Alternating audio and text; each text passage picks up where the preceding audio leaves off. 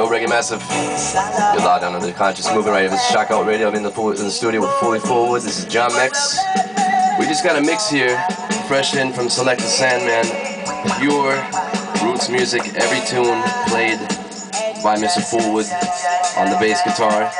So, and also I'm going to use your correction, because if you hear something that you say, yeah, that ain't me on the bass, then just let me know, and then we can talk about that bass player too, be a good little breakout. Right. But as we know right now, because we did the research, I was at Sandman's house yesterday, we did some fine research on the tunes, so we should be correct. But anyways, you're hearing the music in the background right now. This one here is off of King Tubby and Soul Syndicate. It's called Ethiopian Version, originally from Rod Taylor, his tune called Ethiopian Kings. Let's talk about the Soul Syndicate band. Right. Let's talk about, you know, you guys played on, I mean, countless recordings. I mean, you played on tour with, you know, Bob Marley, Dennis Brown, Peter Tosh, but those are the big names. The mix you're hearing right now is the foundation, though, of, you know, the development of reggae music in the 70s. So we got to hear about this. I want to hear about the Soul Syndicate and how you guys are in the mix. First of all, let's talk about the personnel. Santa, everybody. Oh yeah. Well, actually, when I formed Soul Syndicate band was way back in the early, I think it was in the 67, something like that, 64, 60, between that type time. But it was Leroy Asmouth. Okay. Well, before Leroy Asmouth, there was a guy named Megan. Okay. And then after Megan leave, then require Leroy Asmouth, and then Leroy Asmouth get a job with the Vikings, the mighty Vikings, and then that's where Santa came in. And Santa learned, you know, by coming at the house and, you know, learn to play. And Santa was pretty fast because he was playing with a group one time named Scuffeaks, and he was learning drums at the time. And then as a result, and becomes, you know, one of the best you can think of right on the reggae world as far as drum. And then Tony was with me all the time. Before that, though, before playing bass, I used to sing. That's what I used to do. I just play guitar and sing. I was a singer, singing and playing my guitar. I wasn't interested in bass.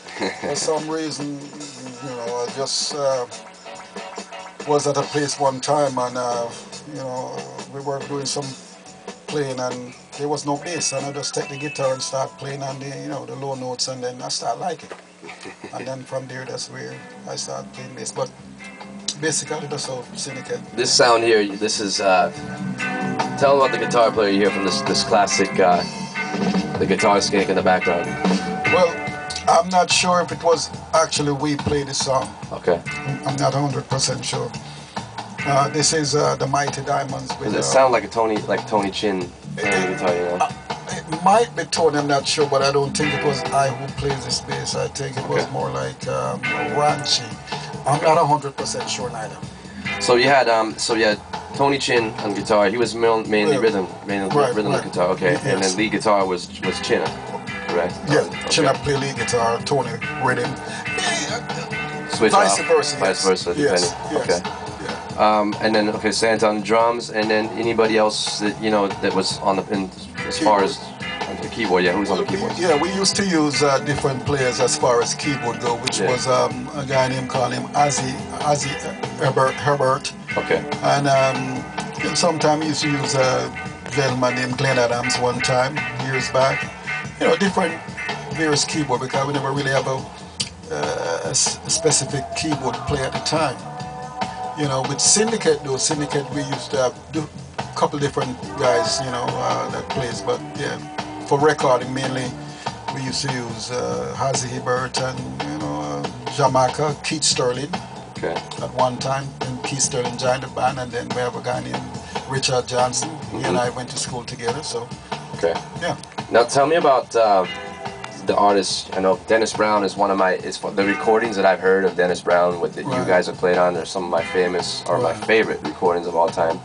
Tell me a little bit about Dennis Brown, like when you first started working with Dennis Brown, your memories. Yeah, man, of course, a good memory of that.